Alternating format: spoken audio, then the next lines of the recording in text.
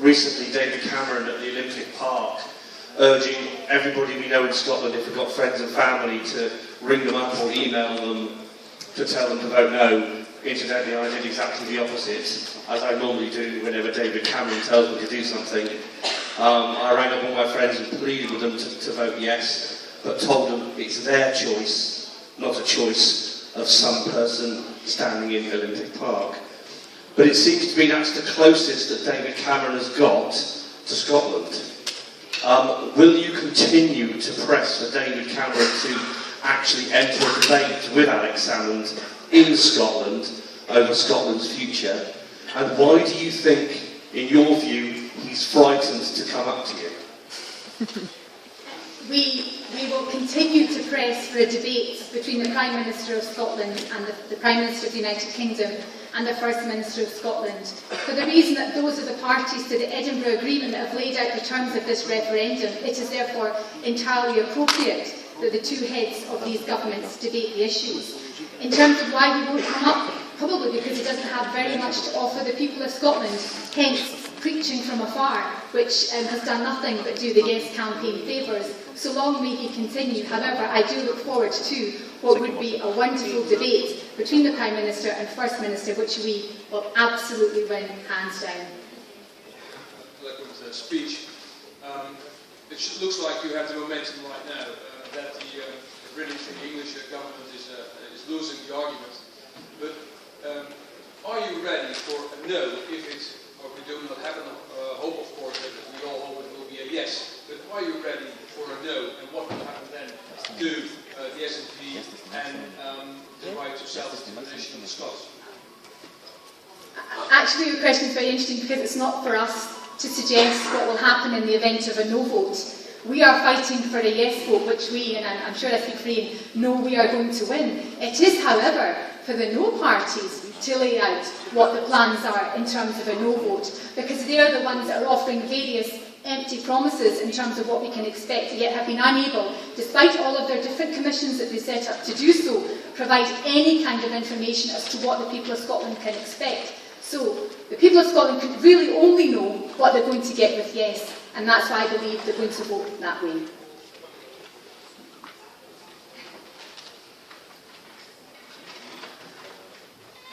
Good morning. My name is Ashok Gulyan. Ես ներկայացնում եմ Արցախի ժողովրդավարական կուսակցությունը եւ միաժամանակ Լեռնային Ղարաբաղի Հանրապետության ազգային ժողովի նախագահն եմ. I'm representing the Democratic Party of Nagorno-Karabakh Republic, and I'm at the same time the president of the Nagorno-Karabakh Parliament. Նախ ուզում եմ շնորհակալություն հայտնել հրավերի համար եւ ինձ համար շատ հետաքրքիր է եւ պատվաբեր այստեղ գտնվելը եւ նաեւ շնորհակալություն այս հետաքրքիր զեկույցի համար. I would like to use this opportunity to thank you for the invitation. It's a great honor for me to be here and to listen to the interesting debate. And I would like to especially thank you for this last report you have made. Ես հասկանում եմ, որ այս պահին Եվրոպայի ազատաշինքի կուսակցությունները եւ նրա անդամները երևի շատ բան չգիտեն Լեռնային Ղարաբաղի Հանրապետության մասին, բայց հույս ունեմ, որ սա սկիզբ է եւ մենք հետագայում իրար ավելի լավ կճանաչենք. I can have an idea that probably not all the members of the European Free Alliance Party have an idea what is the Nagorno-Karabakh Republic, but I do hope that in the future we'll have a chance to get to know each other more closely. Եվ ուզում եմ ձեզ բոլորի տեղեկացնել, որ երևի Լեռնային Ղարաբաղի Հանրապետությունը միակն է մինչև այս պահը, որ այս եվրոպական, եվրասիական տարածքում կարողացել է իրականացնել ինքնորոշման իրավունքը 91 թվականին հանրաքվե անցկացնելով իր տարածքում. And I want to note that probably the Nagorno-Karabakh Republic is the only country in the European space that back in 1991 has managed to exercise its right to self-determination, and in a referendum has held a referendum on its independence. Իհարկե դրանով հարցերը չեն լուծվել, այսօր Լեռնային Ղարաբաղի Հանրապետությունը շարունակում է իր պետությունը կառուցել եւ դեռևս մնալ չճանաչված.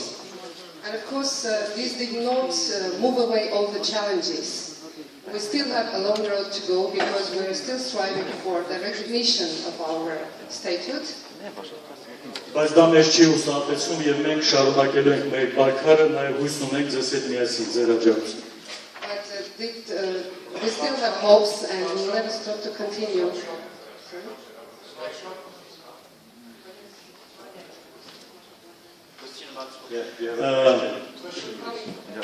Ես համարյա թե չեմ կասկածում, որ այդ հանրաքվեն շոտլանդիան նախատեսված անպայման դրական արդյունք է տալու։ I have no doubt that you will reach what you aim for at the referendum in Scotland.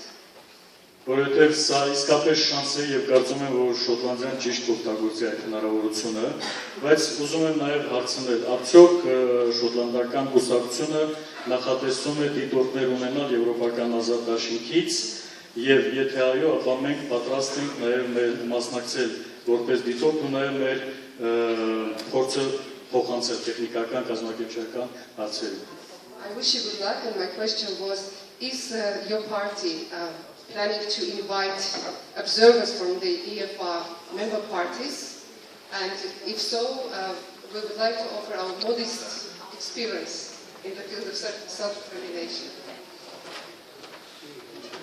Thank you. I think we'll just take note of that offer and take it back for consideration, because we haven't probably addressed that question amongst ourselves. Now we're running out of time here, and the gentleman there has been waiting for some considerable time, followed by Camilo. Hello, my name is Douglas Naismith. I'm a Scot living in Galiza, and I'll be re-emigrating back to Scotland in time for Congress, obviously. Today is St Valentine's Day, but there seems to be no love coming from Westminster, and there's a lot of threats regarding currency, European Union, which is very important here to Galician fishermen. An enormous industry, possibly 20,000 people, who've been affected by us being thrown out of the European Union or not allowed. They've threatened to block our entry. Could you give us any comment on that? And I'd like to come back into actually forgotten what was now. Okay. Well, happy Valentine's Day from Scotland to everybody here. We certainly, perhaps unlike David Cameron, do believe in spreading the love and being a member of the family of nations and contributing positively to that relationship. You've remembered your question? Sorry. Without a microphone it's impossible. And please be very brief. I meant to ask you, if there's no love on Valentine's Day, how will the negotiations after a yes vote, how do you see it? Going to be very nasty, or? The frank answer to that is that which is laid down in the Edinburgh Agreement itself. And I wrote it down to quote exactly, because this is the legal basis of the referendum. The two governments are committed to continue to work together constructively in the light of the outcome, whatever it is, in the best interests of the people of Scotland and the rest of the United Kingdom. That is a legally binding document, and hence our expectations are based on this. Okay, now we're not going to have time to take everybody, I can tell you that now, because we have a press conference at 11 which cannot be delayed. But Camilo was next. No, hold on, sorry, Camilo here.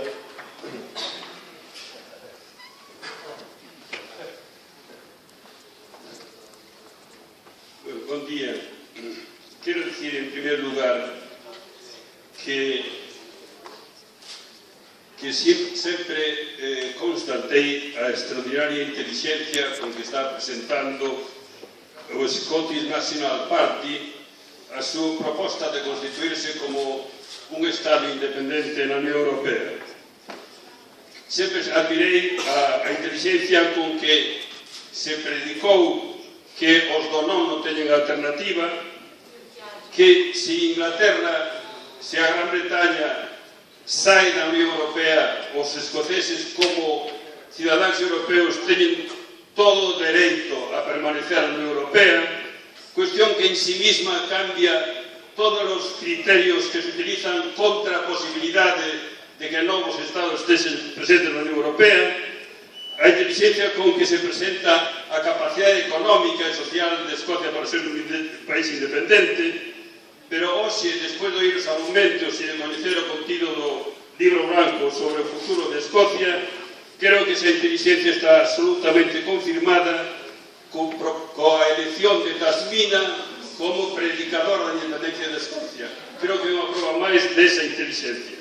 E, sobre todo, nos anima tamén a ver que realmente as enquisas nos están aproximando a unha independencia de Escocia que prefigura o noso desexo tamén de ser Estados, nacións recollidos como tal, recoñecidos na Unión Europea.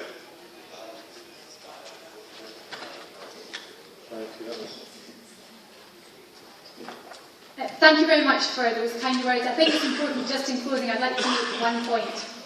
What we are seeking from the rest of the United Kingdom is political independence.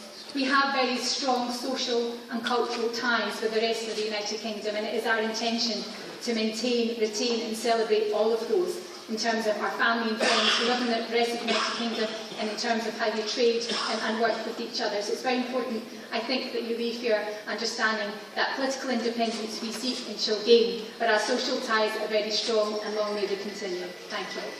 Able to get them in time. Carsten Schmidt, Schleswische Partei, Deutsche in Dänemark.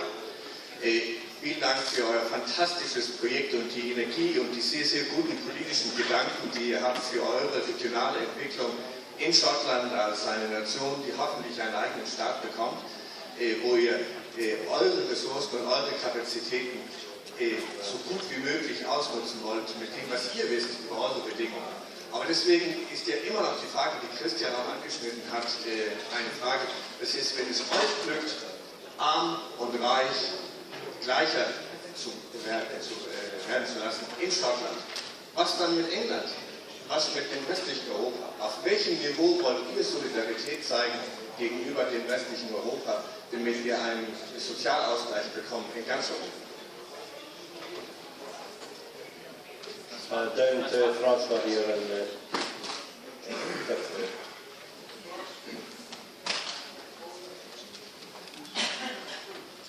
Oui, François Alphonse, député européen, membre du Parti de la Nation de Corse. Donc, je voulais juste vous remercier en tant que député européen, car je crois que ce qui se passe en Écosse est vraiment salutaire pour l'Europe. Il était temps qu'après un demi-siècle, on se rende compte que l'Europe n'est pas quelque chose qui a été construit en 1950 pour rester comme ça pendant des siècles et des siècles. C'est un corps vivant, l'Europe, c'est un corps qui doit évoluer, il faut s'adapter, et la seule chose qui compte en Europe, c'est la démocratie, la volonté des peuples, le droit d'autodétermination des peuples. C'est ce que l'on va, grâce à vous, inaugurer, je l'espère, au mois de septembre prochain. Certainement, les fonctionnaires européens vont avoir besoin de beaucoup d'aspirine, parce qu'ils vont avoir un peu mal à la tête. Et on sait aussi que les chefs d'État, on sait que par exemple l'État espagnol est un des seuls États européens qui a refusé de reconnaître le Kosovo. Mais s'il refuse de reconnaître le Kosovo, c'est pas parce qu'il est contre les Kosovars, c'est parce qu'il est contre les Basques, c'est parce qu'il est contre les Catalans et parce qu'il est contre les Galiciens. Donc les gens réagissent par rapport à eux-mêmes, mais ils vont être obligés d'affronter une situation parce que les peuples, en réalité, vont être fiers et contents de voir que l'Europe est un espace démocratique qui évolue, qui avance et qui construit ainsi son avenir.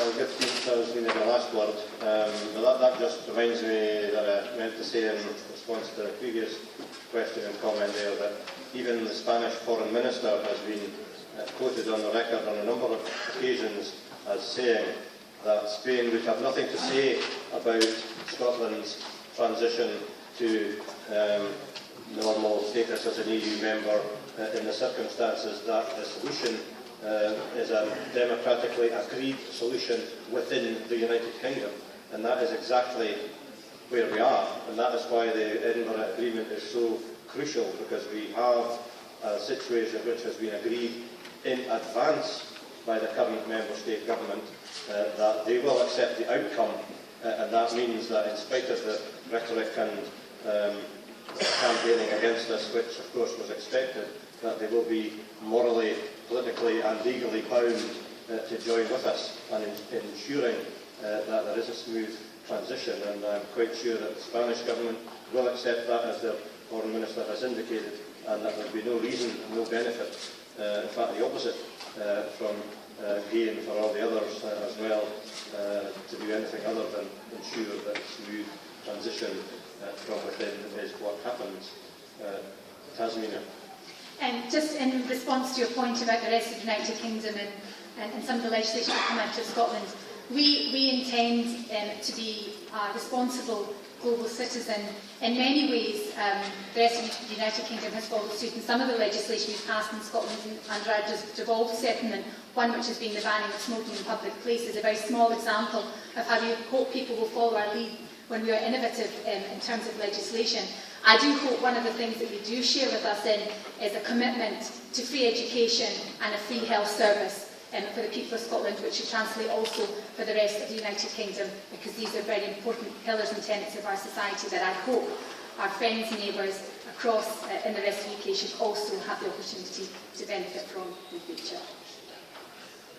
Right, well thank you very much, Tasmina, for coming here, taking so much time out of the essential campaigning at the front line, so to speak, in order to do this. And thank you all so much for your contributions and for keeping this session going. And as predicted, we have run out of time. But if you want to know all of the answers, they are in here.